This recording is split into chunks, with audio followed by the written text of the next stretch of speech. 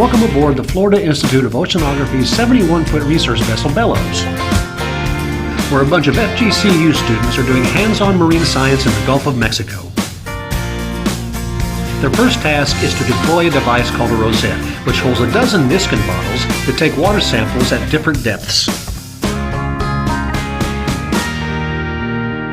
This is near the surface.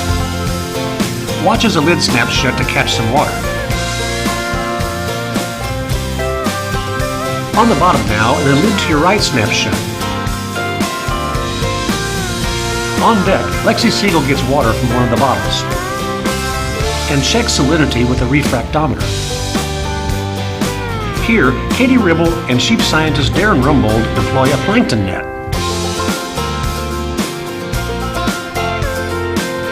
And lab manager Nicole Frankowski checks out the microscopic critters the net brought up, including this strange little blue dude that nobody could identify. The high point of any trip is using the otter trawl, because you never know what it's going to bring up from the bottom.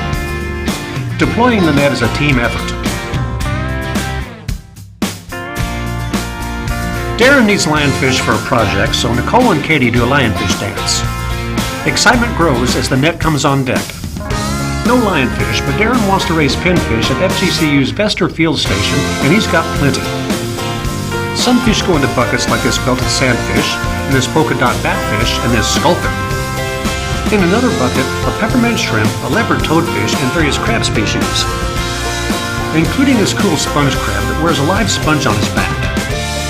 Here he is before we release him into the Gulf. Meanwhile, back at the pile, Bob Wasno collects scallops that will filter water in fish tanks back at the field station. Here's what it looks like if you're a fish in the pile. Until somebody picks you up and plugs you into a bucket full of pinfish for the trip back to Vester.